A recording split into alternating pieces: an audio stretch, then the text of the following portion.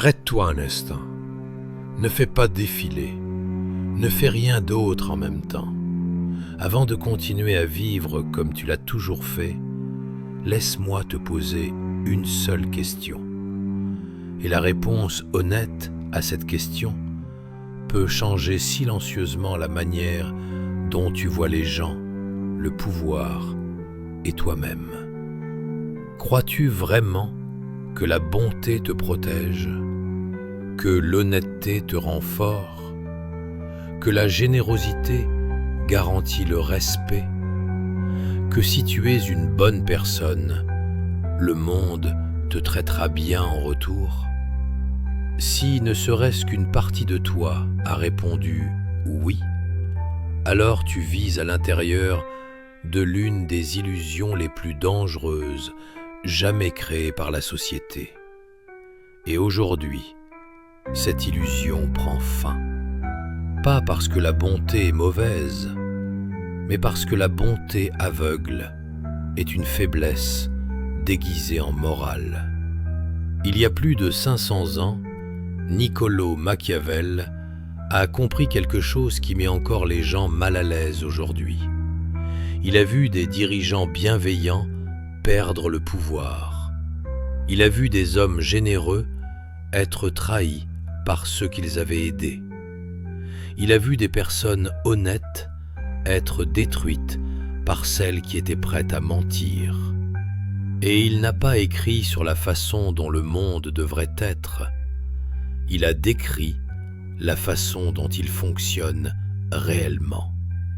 Ce qu'il a découvert était simple et brutal. Les bonnes intentions ne te protègent pas.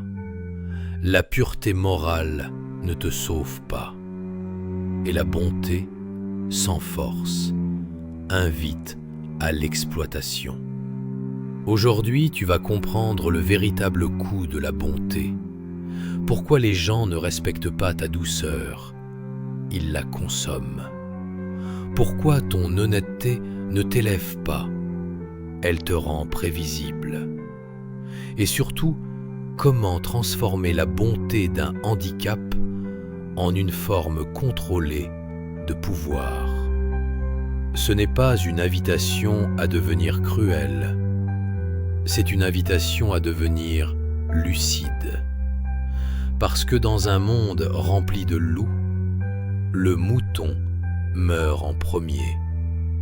La plus grande erreur que commettent la plupart des gens est de croire qu'être bon signifie être en sécurité. Mais la vérité est exactement l'inverse. La bonté sans limite est un signal que l'on peut te pousser, que tu expliqueras, que tu céderas, que tu te tairas, que tu absorberas l'inconfort au lieu de le créer. Les gens ressentent cela instantanément, pas consciemment, instinctivement. Celui qui accepte toujours devient pratique. Celui qui aide toujours devient une ressource. Celui qui ne montre jamais les dents cesse d'être perçu comme une menace. Et là où il n'y a pas de menace, il n'y a pas de respect. Machiavel l'avait compris parfaitement. Il écrivait qu'un dirigeant devait être à la fois renard et lion. Renard pour reconnaître les pièges, lion pour effrayer les loups. Mais on t'a appris à n'être ni l'un ni l'autre. On t'a appris à être inoffensif. Pense à la personne la plus gentille que tu connaisses. Maintenant, demande-toi honnêtement, est-elle respectée ou utilisée? Est-elle appréciée ou seulement contactée quand quelqu'un a besoin de quelque chose? Très souvent, le schéma est le même. L'employé le plus fiable est celui qui porte le plus de charges. L'ami le plus compréhensif paie toujours et ne demande jamais. Le membre de la famille gentil voit ses limites ignorées. Et que leur arrive-t-il? Ils ne sont pas promus, ils ne sont pas protégés, ils ne sont pas défendus. Parce que la bonté sans pouvoir n'est pas perçue comme une vertu, elle est perçue comme une disponibilité. Machiavel observait ce schéma partout. Les dirigeants cléments étaient méprisés, les dirigeants généreux créait l'avidité. Les dirigeants honnêtes étaient détruits par l'intrigue. Et de là, il tira une conclusion qui dérange encore aujourd'hui. Les gens ne respectent pas ceux qui sont bons. Ils respectent ceux qui pourraient être dangereux, mais choisissent la retenue, parce que seuls les forts ont le choix. La bonté sans la capacité de dire non n'est pas de la bonté. C'est la peur du rejet. La générosité sans limite n'est pas une vertu. C'est le besoin d'être nécessaire. L'honnêteté sans stratégie n'est pas de l'intégrité. C'est de la naïveté. Et le monde punit cela sans pitié. Parlons maintenant du piège dans lequel tombent la plupart des bonnes personnes. Il s'appelle la prévisibilité. Quand tu fais toujours ce qu'il faut, quand tu t'adaptes toujours, quand tu comprends toujours, tu deviens lisible. Les gens savent ce que tu feras, comment tu réagiras. Ils planifient autour de toi. La prévisibilité est l'ennemi du pouvoir. Machiavel avertissait que l'homme qui se comporte toujours de la même manière est détruit dès que les circonstances changent. Le monde est instable. Les gens changent. Les intérêts s'opposent. Mais toi, tu restes le même. Et c'est pour cela que tu es écrasé. Il existe une autre vérité que beaucoup refusent d'accepter. Les gens s'habituent très vite à la bonté.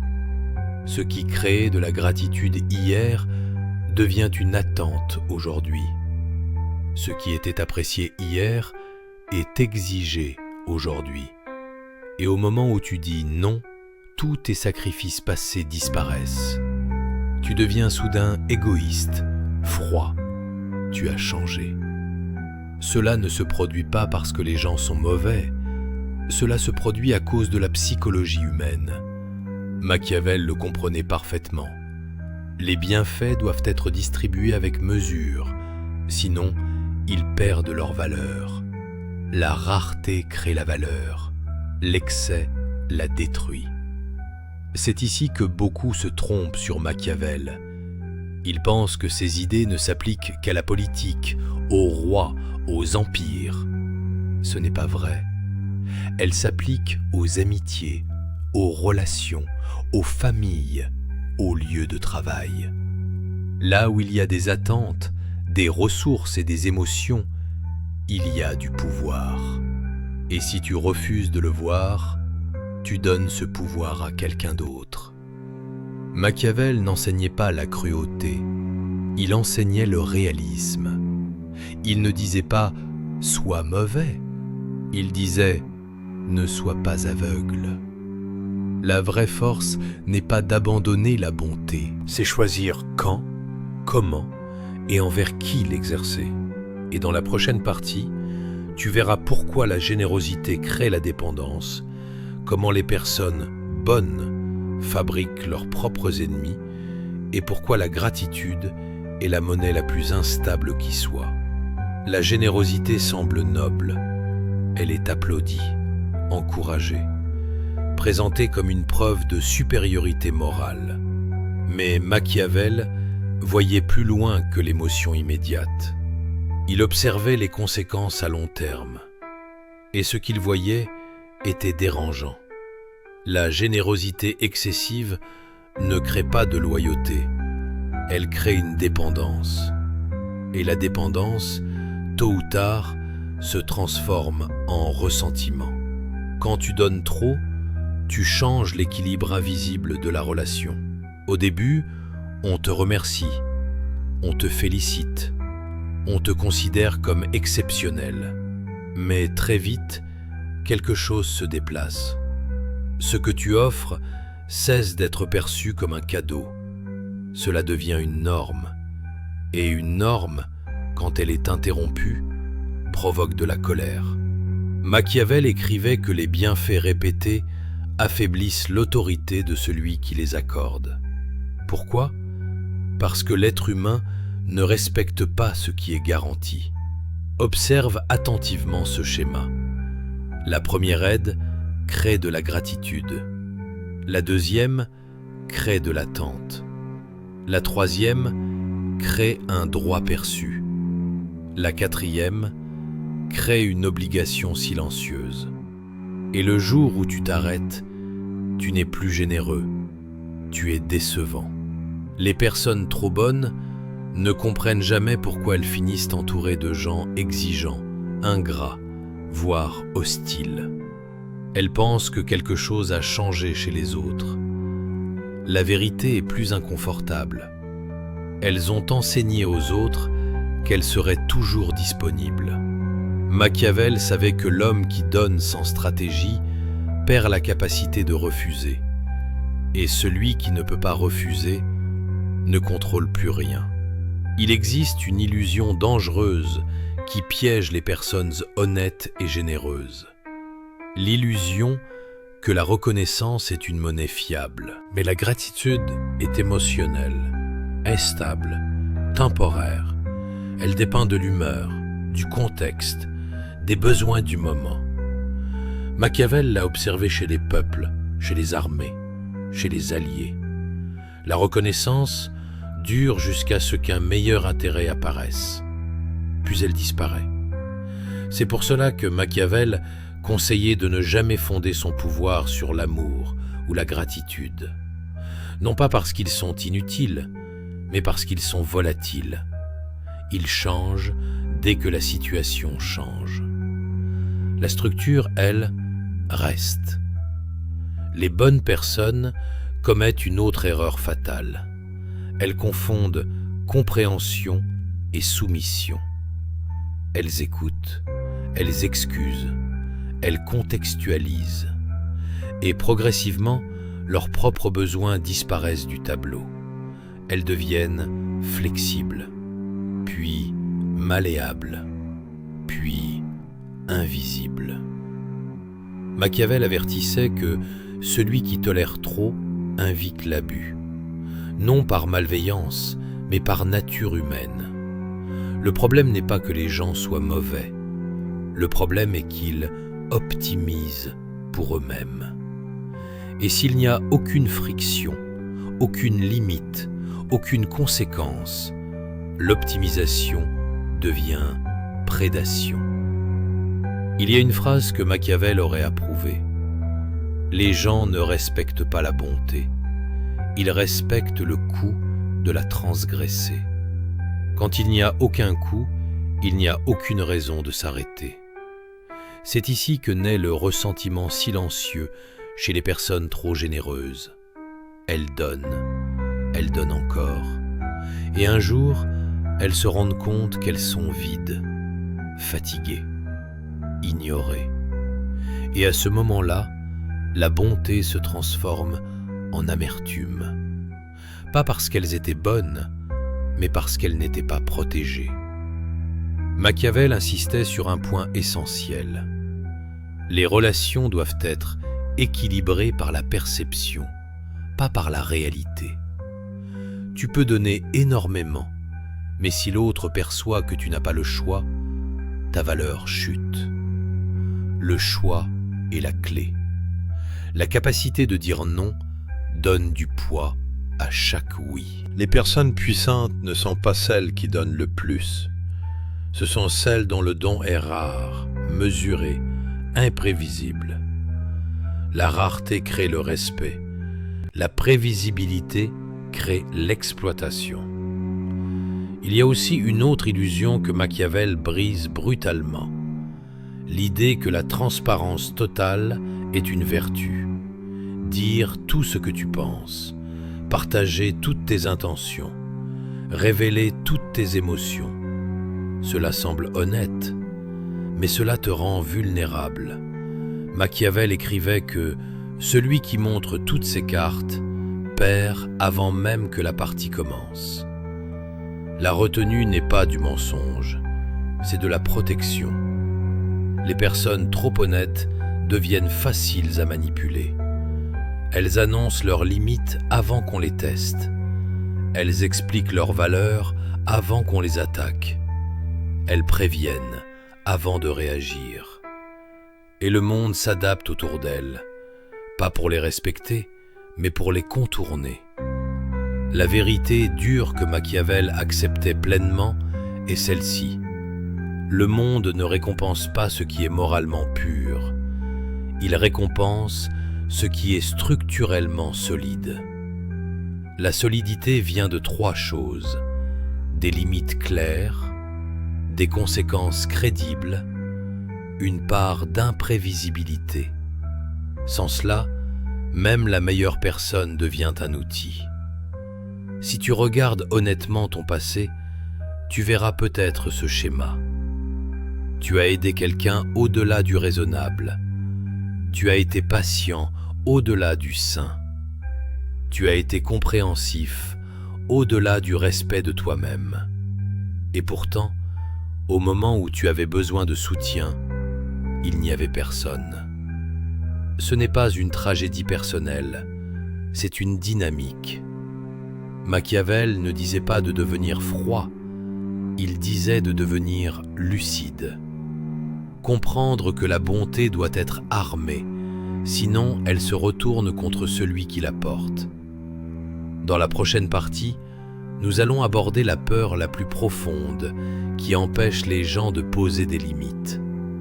La peur d'être rejeté, la peur de décevoir, la peur d'être vu comme mauvais. Et tu verras pourquoi cette peur est l'outil principal par lequel les gens perdent leur pouvoir. Il existe une peur dont presque personne ne parle ouvertement, mais qui contrôle silencieusement le comportement des personnes dites bonnes. Ce n'est pas la peur de l'échec, ce n'est pas la peur de la pauvreté, ce n'est même pas la peur de la solitude, c'est la peur du rejet. Cette peur ne se présente pas comme quelque chose de dramatique. Elle se cache derrière des mots acceptables: politesse, compréhension, maturité, paix. Mais au fond, c'est toujours la même chose: le refus de risquer l'approbation. Machiavel avait observé ce mécanisme chez les princes, chez les conseillers, chez les hommes de pouvoir qui perdaient tout, non pas parce qu'ils étaient faibles, mais parce qu'ils voulaient être aimés. Et dès que l'amour devient une nécessité, le pouvoir disparaît. Beaucoup de gens se disent qu'éviter le conflit est une preuve d'intelligence émotionnelle. Mais dans la majorité des cas, ce n'est pas de la sagesse, c'est de l'évitement. Évitement de la tension, évitement de l'inconfort, évitement de la possibilité de se retrouver seul contre tous. Chaque fois que tu évites un conflit nécessaire, tu paies un prix invisible. Tu cèdes un peu de territoire, tu rétrécis tes limites, tu acceptes silencieusement moins que ce que tu mérites. Et avec le temps, ce moins devient la norme, pour les autres et pour toi. Machiavel écrivait que l'homme qui craint de perdre l'amour du peuple finira par perdre et l'amour et l'autorité, parce que le respect ne naît pas de l'apaisement, il naît de la clarté de ce qui est acceptable et de ce qui ne l'est pas. Il existe une autre forme d'autodestruction chez les personnes trop conciliantes. On l'appelle l'agressivité retardée. Quand quelqu'un n'exprime jamais son désaccord au bon moment, la frustration s'accumule. À l'extérieur, calme, à l'intérieur, pression. Et cette pression finit toujours par exploser. Pas au bon moment, pas contre la bonne personne, pas de la bonne manière. Après l'explosion, vient la honte, puis la culpabilité, puis le retour au silence. Ce cycle peut durer toute une vie. Machiavel croyait qu'une fermeté précoce est plus humaine qu'une cruauté tardive. La société adore les personnes pratiques. Les personnes pratiques ne posent pas de questions. Les personnes pratiques ne contestent pas. Les personnes pratiques acceptent des règles qu'elles n'ont jamais écrites. Elles sont appréciées, elles sont louées, elles sont qualifiées de gentilles. Mais elles ne sont presque jamais protégées, presque jamais défendues, presque jamais respectées. Parce que la praticité n'est pas une valeur, c'est une fonction. Machiavel comprenait que la morale est souvent utilisée comme un outil de contrôle.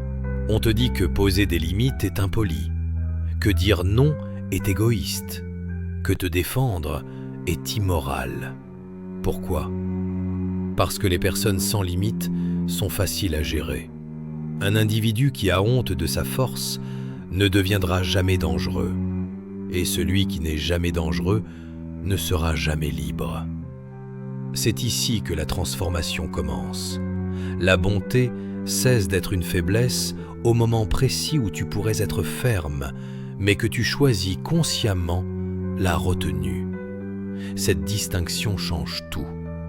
Si tu ne peux pas dire non, ton oui n'a aucune valeur. Si tu ne peux pas partir, ta loyauté n'est que dépendance. Si tu ne peux pas créer de tension, ta politesse est de la peur. Machiavel ne respectait qu'un seul type de vertu, celle qui survit à la pression. Le pouvoir commence toujours par une permission intérieure, la permission de décevoir, la permission d'être inconfortable, la permission de ne pas t'expliquer. La plupart des gens expliquent trop, ils justifient leurs limites, ils rationalisent leurs refus, ils cherchent à être compris. Mais chaque explication ouvre une négociation, et celui qui négocie ses limites les perd. Machiavel savait que celui qui se justifie trop a déjà abandonné sa position. Il y a un moment auquel peu de gens sont préparés. Quand tu cesses d'être pratique, les autres résistent. Ils testent, ils provoquent, ils accusent. C'est normal. Ils ne réagissent pas à la personne que tu deviens, mais à celle que tu n'es plus. Ils perdent l'accès qu'ils avaient à toi. Si tu traverses cette phase sans reculer, la dynamique change. Beaucoup craignent qu'en devenant ferme, ils perdent tout le monde. La réalité est plus simple. Tu ne perds que ceux qui profitaient de ton absence de limite. Les autres s'adaptent. Et certains commencent enfin à te respecter. Machiavel écrivait qu'il vaut mieux créer un mécontentement temporaire qu'un mépris permanent. Le mécontentement passe, le mépris reste. À ce stade, quelque chose bascule à l'intérieur de toi. Tu ne cherches plus l'approbation universelle, tu cherches à être pris au sérieux. Cela change ta posture, ton ton, tes décisions. Dans la dernière partie, tout va se rassembler. Tu verras comment appliquer cette philosophie sans perdre ton humanité, comment rester intègre sans être naïf, et pourquoi Machiavel ne mène pas à la cruauté, mais à la stabilité intérieure. Et à la toute fin, il y aura un choix. Il reste une dernière illusion, la plus subtile, la plus difficile à abandonner. L'illusion que le pouvoir et l'humanité s'excluent mutuellement. Que devenir fort signifie devenir froid. Que poser des limites signifie perdre l'empathie. Que cesser d'être gentil revient à devenir mauvais. Machiavel n'a jamais cru cela. Ce qu'il rejetait, ce n'était pas la bonté, mais la bonté fragile. Une morale qui s'effondre au premier contact avec la réalité n'est pas une vertu. C'est une faiblesse mal protégée. La vraie vertu, selon Machiavel, n'est pas la douceur, c'est la solidité. Un individu qui comprend le pouvoir n'a pas besoin de dominer. Il n'élève pas la voix, il ne menace pas. Il ne cherche pas constamment à convaincre. Sa force est structurelle. Il peut partir, il peut refuser, il peut imposer des conséquences. Et précisément pour cette raison, il a rarement besoin de le faire. C'est la forme la plus élevée de contrôle. La plupart des gens lisent Machiavel avec leurs émotions, pas avec leur intelligence. Ils entendent le mot « peur » et imaginent la terreur. Mais chez Machiavel, la peur n'est pas la cruauté, c'est la prévisibilité des conséquences. Les êtres humains se comportent différemment quand ils savent qu'une limite existe. Les limites ne rendent pas les relations violentes, elles les rendent claires. Voici le paradoxe. Le moment où tu cesses de vouloir plaire, tu deviens plus respecté. Le moment où tu cesses de te justifier, tes mots prennent du poids. Le moment où tu n'offres plus un accès illimité à toi-même, ta présence devient précieuse. Ce n'est pas de la manipulation, c'est de la structure. Et la structure crée la sécurité, pour toi et pour les autres. Machiavel croyait que le chaos est plus destructeur que la conséquence. Un monde sans limite ne devient pas bienveillant, il devient prédateur. C'est pourquoi la bonté incontrôlée ne crée pas l'harmonie, elle crée le déséquilibre. Et le déséquilibre attire toujours la force. Intègre maintenant tout ce que tu as entendu. La bonté n'est pas le problème. La bonté sans protection l'est. L'honnêteté n'est pas le problème. La cécité stratégique l'est. La générosité n'est pas le problème. L'absence de limite l'est. Tu n'as pas besoin d'abandonner tes valeurs. Tu dois les défendre. Une personne puissante ne se demande pas « est-ce qu'ils vont aimer ça ?» Elle se demande « est-ce aligné ?» L'alignement crée la cohérence. La cohérence crée la présence. La présence crée l'autorité. Et l'autorité ne supplie pas. Machiavel avertissait que ceux qui vivent uniquement selon ce qu'ils devraient être sont détruits par ceux qui vivent selon ce qu'ils sont. Pas parce que le monde est cruel, mais parce qu'il est réel. Quand tu acceptes cela, tu cesses de lutter contre la réalité et tu commences à la naviguer. Il y a une dernière transformation. Tu ne te définis plus par ce que tu donnes. Tu te définis par ce que tu protèges. Ton temps, ton énergie, tes standards. La protection n'est pas de l'égoïsme, c'est de la responsabilité. À ce stade, ta bonté devient sélective, ta générosité consciente, ton honnêteté précise. Tu n'es plus disponible pour tout le monde, seulement pour ceux qui respectent la structure selon laquelle tu vis. Et paradoxalement, c'est ainsi que ta bonté retrouve sa valeur. Machiavel n'a pas créé des monstres. Il a décrit l'anatomie du pouvoir pour que les individus cessent d'en être écrasés. Son œuvre n'est pas une invitation à la cruauté. C'est un avertissement contre la naïveté. Fais maintenant une pause. Regarde ta vie. Combien de fois as-tu gardé le silence pour préserver la paix? Combien de fois as-tu donné en espérant que l'on s'en souvienne? Combien de fois as-tu choisi la bonté là où la fermeté était nécessaire? Cette version de toi a fait de son mieux avec les outils qu'elle avait. Mais maintenant, tu sais davantage. À partir de cet instant, tu n'es plus inoffensif. Tu es maîtrisé. Et la différence est immense. Les personnes inoffensives sont ignorées. Les personnes maîtrisées sont respectées. Parce que chacun sait ce qui se passe quand la limite est franchie.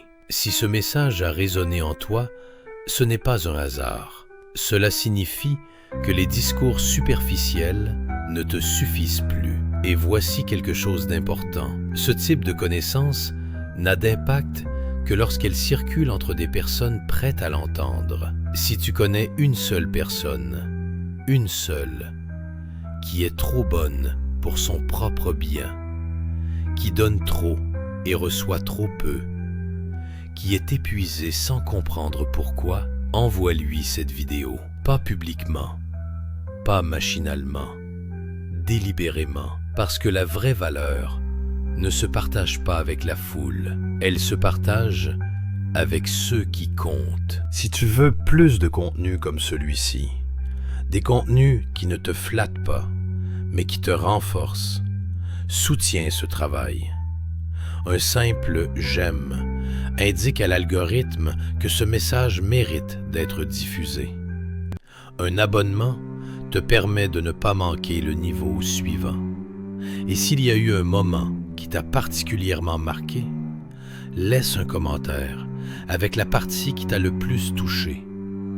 Pas pour nous, mais pour que d'autres comme toi voient qu'ils ne sont pas seuls à regarder le monde lucidement.